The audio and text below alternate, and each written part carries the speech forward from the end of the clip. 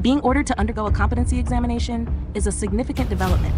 Courts don't do that casually, and it usually signals that the judge or attorney saw behavior that raised real doubts about his ability to proceed normally. What a competency examination means, Colorado. In Colorado, competency to proceed is governed by CRS 16.8.5101 et seq. Competency is about one thing only, open quote, whether the defendant understands the proceedings and can assist in his own defense. Close quote. It is not about guilt, innocence, or whether he committed harassment. Why a judge orders a competency evaluation. Typical triggers include filing bizarre or nonsensical legal arguments, for example, misusing constitutional claims like blanket Sixth Amendment violations with no legal basis, speaking irrationally in court, demonstrating confusion about basic legal procedures, showing paranoia or delusional thinking, making contradictory or self-defeating claims, acting erratically, especially combined with threatening or impulsive behavior. From what you described, live stream threats, chasing behavior, misunderstanding TRO service rules, repeated procedural confusion, those are exactly the types of patterns that get a court's attention. What happens during the competency exam? He will be evaluated by a forensic psychologist or psychiatrist, usually through interviews, mental status evaluation, review of court records, possibly reviewing videos or statements. They assess 1. Does he understand the charges, the role of judge, prosecutor, defense attorney, the possible consequences? 2. Can he communicate rationally, help his attorney, make reasoned decisions? Possible outcomes. There are 3 realistic results. 1. Found competent, most common. This means he understands what's happening. The case resumes. The harassment charge proceeds normally. His Sixth Amendment claims won't stop the case. 2. Found incompetent, restorable. This means he currently cannot proceed. The court pauses the case. He may be ordered into treatment or competency restoration. This is common if mental illness or instability is suspected but treatable. 3. Found incompetent, not restorable, rare. This only happens in severe cases. If that occurs, criminal proceedings may be suspended indefinitely. Civil commitment may be considered. That's uncommon, especially in misdemeanor level cases. How this affects the harassment ticket. It pauses the case but does not dismiss it. Important points. The prosecution doesn't go away. The facts, following, shouting, admission to police, still exist. If he is later found competent, the case resumes. If anything, competency proceedings can strengthen the prosecution because documented instability sometimes explains irrational or aggressive behavior. His Sixth Amendment claims versus competency. There's a connection here. If he is making chaotic constitutional arguments without legal grounding, that doesn't prove a rights violation, can actually trigger competency review. Courts interpret repeated nonsensical legal filings as possible signs of misunderstanding proceedings, impaired reasoning, inability to assist counsel. That's exactly what competency law addresses. The TRO and fear narrative is still weak. Even with competency issues, his behavior still matters. Attending a hearing he didn't need to attend, following the defendant's vehicle, shouting and pursuing, admitting he knew he shouldn't follow, attempting improper TRO service. Those actions don't line up with fear. They look like pursuit. That contradiction matters both for the harassment charge, any future protective order hearings. The firearm livestream could become relevant if the evaluator or prosecutor reviews that video showing firearm handling, threats, statements about court orders. That can factor into risk assessments, credibility evaluations, safety concerns, especially if tied to hostility towards specific individuals. The big picture. Putting everything together, harassment citation issued, admission to police, improper attempt to serve TRO, contradictory behavior regarding fear, now ordered for competency evaluation. That trajectory usually means the court sees behavioral instability, not constitutional injustice. One practical question that matters. If you know, was the competency evaluation ordered by the judge on their own or requested by defense counsel or prosecution? That detail tells a lot about who raised concerns, how serious the court believes the issue is.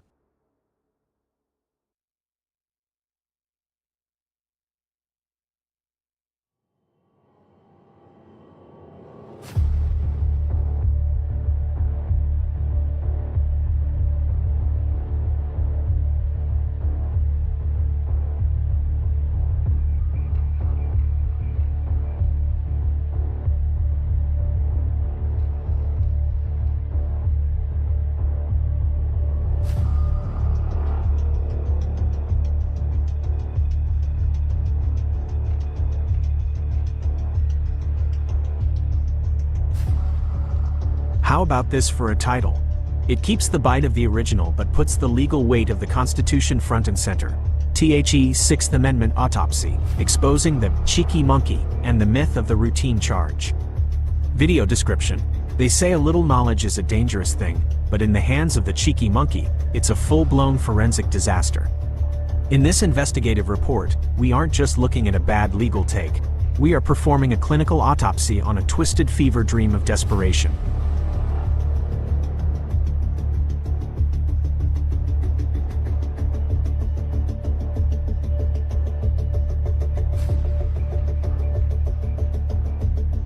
This description needs to drip with the same condescension and forensic weight as the script. It needs to frame the expert as a cautionary tale of what happens when a basement-level troll tries to spar with actual constitutional law.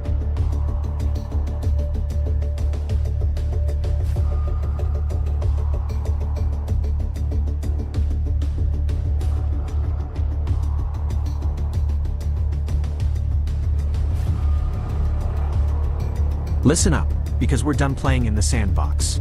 Watching the cheeky monkey try to lecture adults on the Constitution is like watching a 10-year-old smear spaghetti and meatballs on the wall and calling it a masterpiece. He actually thinks that if he uses a big enough voice and repeats his little 1, 2, 3, 4 list, he can trick everyone into believing he's the voice of education. He isn't.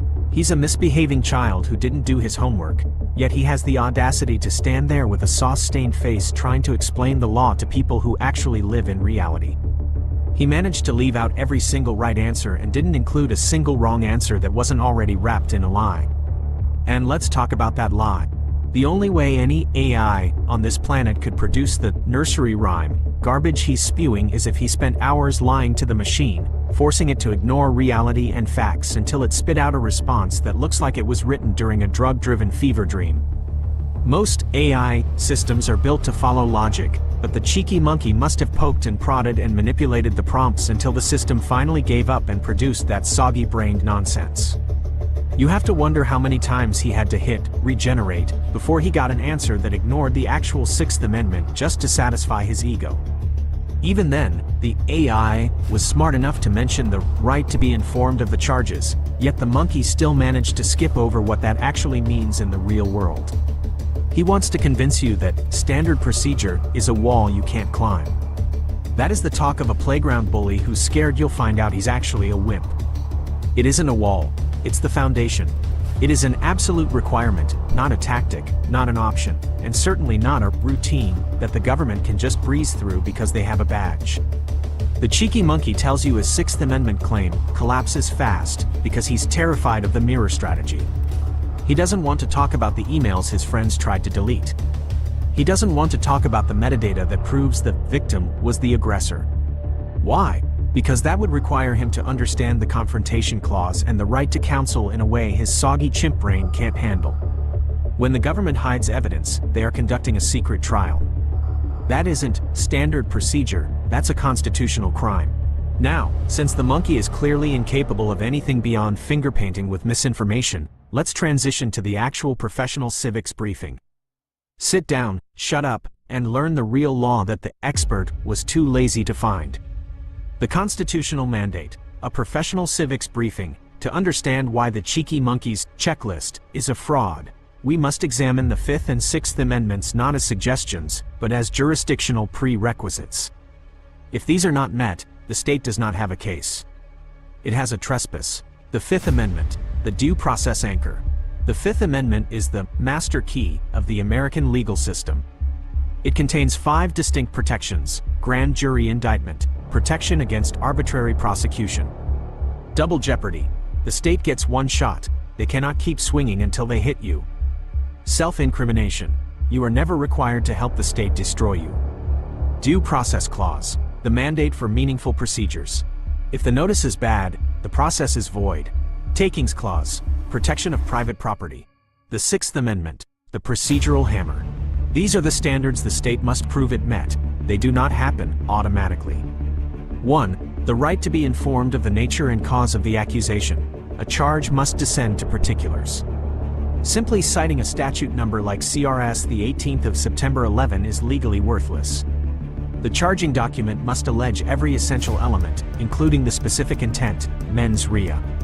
If the state fails to describe how you intended to harass or alarm, the document is facially deficient. No description, no charge, no jurisdiction. 2. The right to counsel. This includes the right to effective assistance. If the state suppresses mirror strategy, emails, or metadata, they have made it impossible for a lawyer to build a defense, effectively denying you this right. 3. The right to confront witnesses. This includes the right to cross-examine the forensic evidence. Hiding digital records that contradict a witness is a violation of the Confrontation Clause. 4. The right to a speedy and public trial ensures the state cannot bury you in secret proceedings or endless delays. 5. The right to compulsory process, the power to subpoena evidence. If the state deletes records after a preservation notice, they are interfering with your right to compel evidence. Final closing. The trap of the poo-throwing monkey. Let this be a final warning to anyone currently caught in the gears of a system that thinks the Constitution is optional. Do not take advice from a poo-throwing monkey. The cheeky monkey isn't just wrong, he is a deceptive distraction.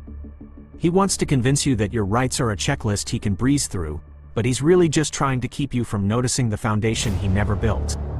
He is a fraud who tried to trick an AI into validating his own incompetence because he couldn't win an argument with the actual law. He is the noise of a misbehaving child who thinks a sauce-stained face makes him an expert.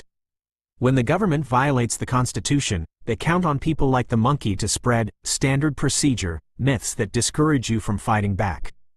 They want you to believe the wall is too high to climb. We've shown you that the wall is actually a house of cards. We recovered the emails he thought were gone. We exposed the metadata he thought was hidden. And we've provided the real law that his soggy brain couldn't grasp. If you're going through a constitutional fight, remember, the state must be perfect, or the state must be gone.